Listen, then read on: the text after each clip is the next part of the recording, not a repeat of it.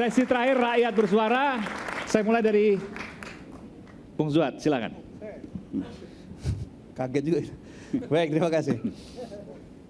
Jadi kami mencoba melihat pemilu ini kan tidak hanya pada tanggal 14 Februari pemungutan suara atau pencoblosan. Pemilu ini kan jalan panjang. Sebelum tanggal 14 Februari itu ada perencanaan, ada kampanye, ada macam-macam tahapan. Sampai tahapan itu puncaknya ada di Mahkamah Konstitusi ini.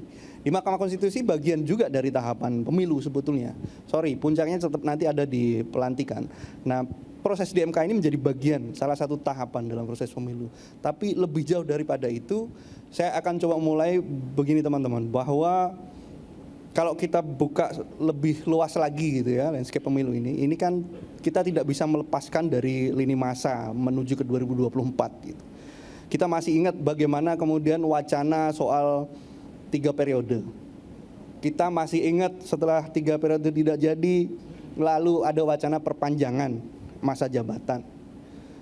Masa perpanjangan masa jabatan itu diterjemahkan juga bisa dengan pengunduran pemilu.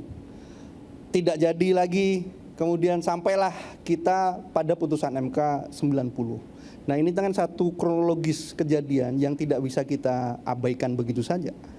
Ada satu rentetan peristiwa yang mesti kita hitung, yang itu pasti terkait antara satu dengan yang lainnya. Nah, fakta-fakta ini siapa yang bisa membantah secara sosiologis maupun fakta politik? Tidak ada satupun dari kita yang saya yakini bisa membantah fakta-fakta ini. Dan itu bisa dikuantifikasi dengan angka. Nah, sekarang problemnya kita sekarang adalah melanjutkan, atau kalau dibawa ke Mahkamah Konstitusi itu konsepnya adalah bagaimana kita mengkonversi fakta-fakta politik tadi, fakta-fakta sosial tadi itu menjadi fakta hukum. Iya. Memang problemnya di situ. Ketika kita berupaya mengkonversi fakta-fakta sosial tadi menjadi fakta hukum, kita harus melalui prosedur yang cukup rumit. Kita harus merumuskan unsur-unsur di dalam pasal. Siapa yang bisa membantah orang yang memberikan amplop berisi uang itu sebagai money politik dalam fakta sosial? Semua orang bisa kemudian mengatakan, oh itu money politik. Tetapi ketika peristiwa itu akan dikonversi menjadi fakta hukum, peristiwa hukum, butuh verifikasi undang-undang seperti yang Bu Andi tadi sampaikan.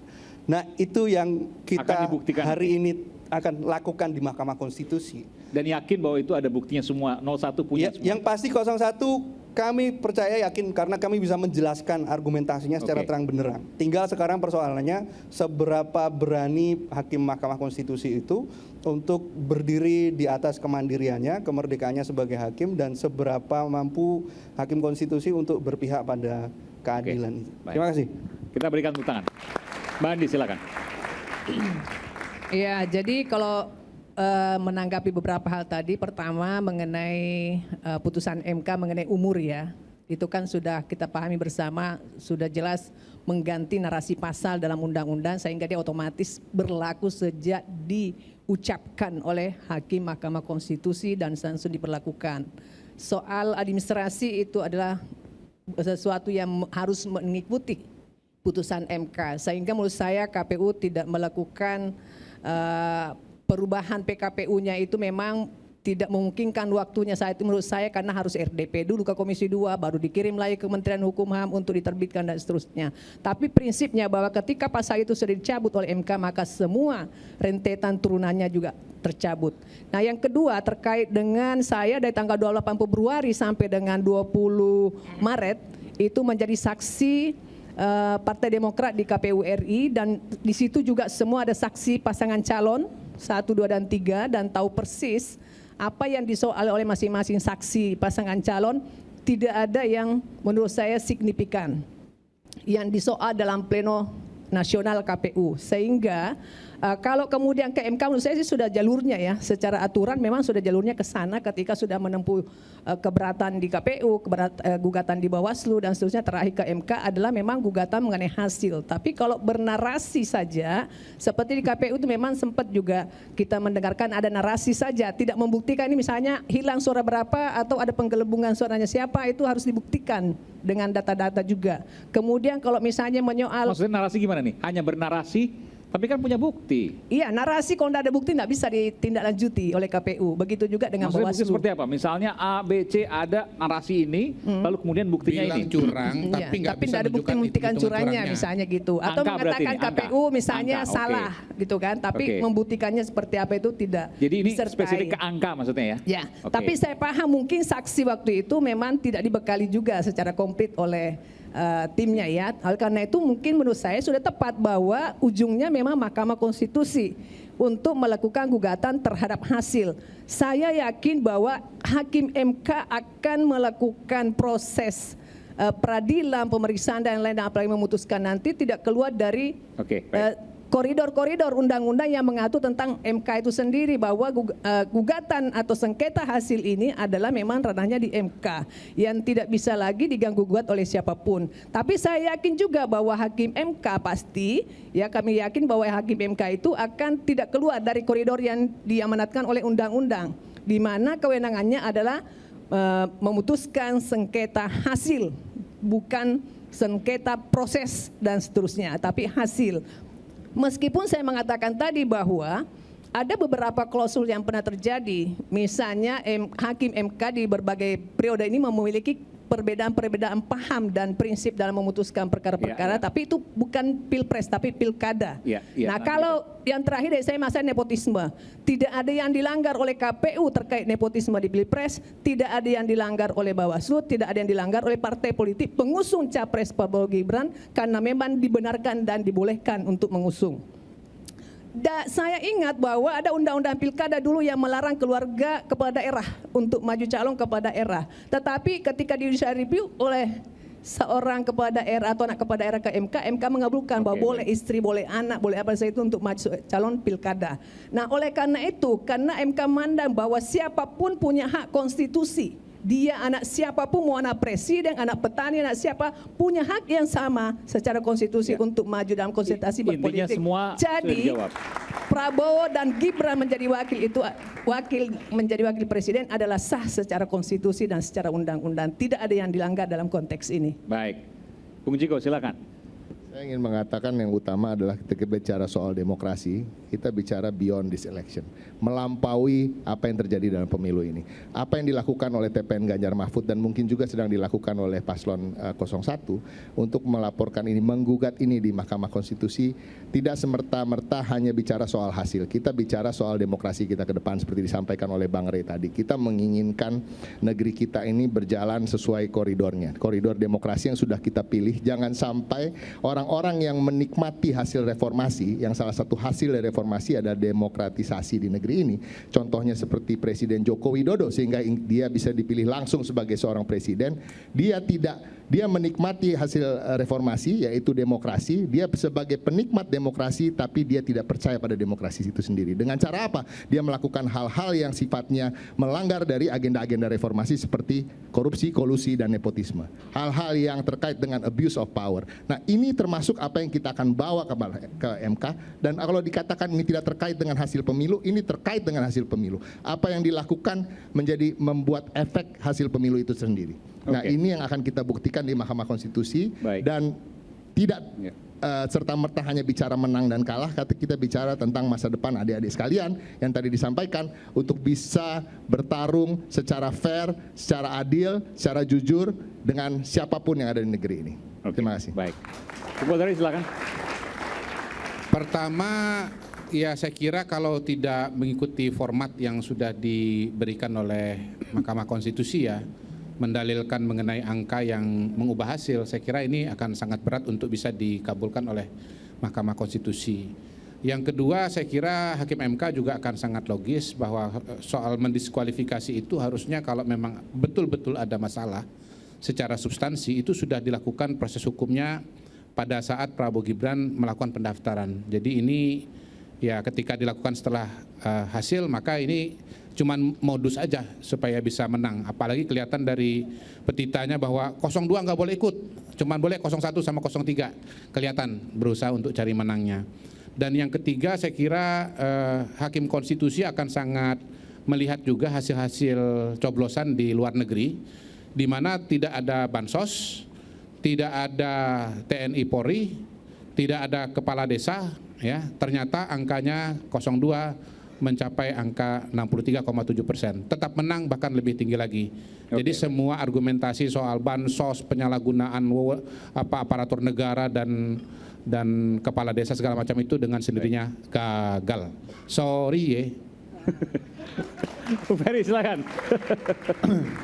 Jangan membohongi konstitusi atas nama kepentingan dalam bernegara.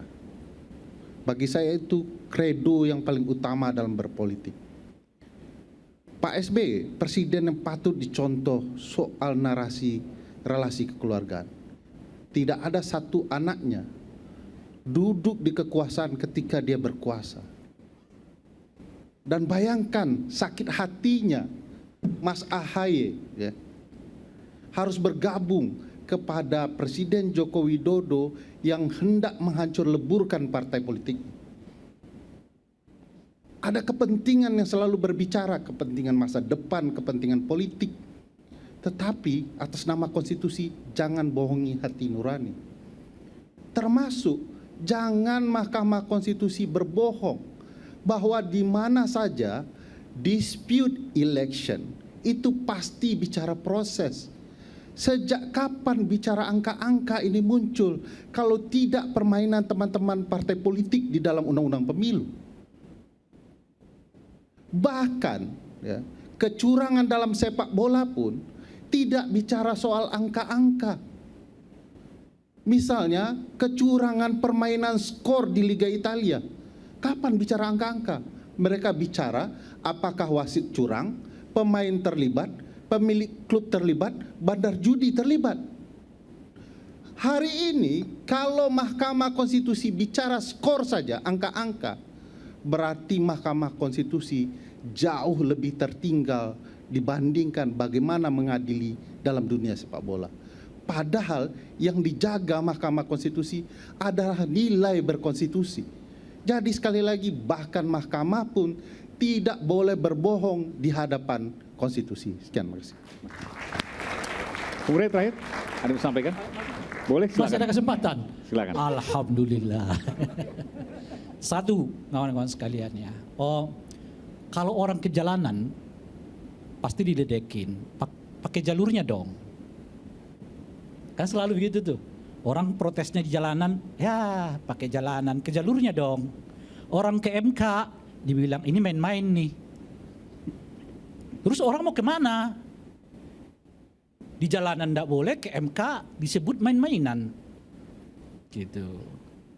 Dan ada lagi yang mengatakan begini, karena lo kalah lo ke MK. Lah iya, kalau dia menang dia nggak ke MK. Udah pasti. Yang ke MK itu, yang mengajukan gugatannya orang kalah, bukan orang menang. Kalau orang menang dia pidato, orang kalah dia lihat kekalahan saya ini wajar apa enggak, benar apa enggak, dia menang benar apa enggak. Kita uji deh ke Mahkamah Konstitusi. Oleh karena itu stop deh menurut saya pernyataan-pernyataan yang mendelegitimasi gerakan-gerakan konstitusional ini gitu. Yang enggak konstitusional kan 3 periode. Kalau itu enggak konstitusional gitu. Tapi kalau ke Mahkamah Konstitusi itu konstitusional, jangan didelegitimasi, harus didukung. Sudah benar itu caranya. Oke, saya tunggu di Mahkamah Konstitusi, kita bertarung lagi di situ. Kan begitu cara kita menghormati orang yang mencari keadilan bagi dirinya. Itu satu. Nah yang kedua, bagi saya bernegara itu nggak cukup sekedar boleh nggak boleh. Apakah aturan membolehkan? Enggak. Apakah aturan membolehkan? Boleh. Enggak cukup itu. Sebab kalau Anda mendasarkan bernegara ini pada aturan semata, kalian nggak akan bisa menuliskan aturan yang bisa dan aturan yang nggak bisa. Kawan-kawan sekalian ya, undang-undang pemilu itu menurut saya, coba lihat kembali itu, tebalnya minta ampun. Hampir segini. Undang-undang kodifikasi pemilu itu. Mungkin lebih dari segini tebalnya. Tapi apakah yang masih mencukupi? Tidak, loh kita masih berdebat kok soal definisi politik uang. Apa itu yang disebut dengan politik uang macam-macam? Enggak cukup. Itu. Saya sering kali menyebut di undang-undang pemilu kita itu yang enggak diatur tinggal satu lagi. Apa itu? Kalau masuk TPS kaki kanan dulu, keluar kaki kiri. Itu pasal 2500 ayat 1, kira-kira begitu. Dan baca doa. Nah oleh karena itu, di atas boleh dan tidak boleh itu ada apa? Apa yang terbaik bagi bangsa dan negara saya. Oke. Itulah yang disebut di dalam Islam itu sebagai cara berpikir akhlakul karimah. Apa itu akhlakul karimah itu? Man anfa'akum linnas, memberi yang terbaik bagi manusia dan kemanusiaan. Apa yang di atas boleh dan tidak boleh itu, yang disebut dengan atas boleh dan tidak boleh itu adalah etik. Apa itu etik itu? Memberi yang terbaik bagi republik ini di atas kepentingan diri saya, keluarga saya, dan kelompok saya. Dan di atas dasar itulah saya mengatakan dinasti politik itu mestinya tidak diperkenankan secara moral, dan orang yang pertama menunjukkan itu adalah Jokowi sebagai Presiden Republik Indonesia. Oke, baik. Terima kasih. Dan besok kita akan saksikan bersama hari pertama sampai kurang lebih 1 bulan ke depan bagaimana sidang di Mahkamah Konstitusi.